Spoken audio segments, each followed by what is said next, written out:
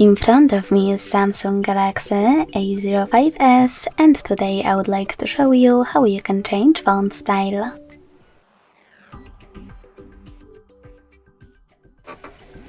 Begin by opening Settings and scrolling down to access Display. Then scroll down again, click on Font Size and Style, go into Font Style, and tap on one of those fonts to apply the best one. You can also click on Font Style, select Download Fonts, get the best one for you, and go back to apply it.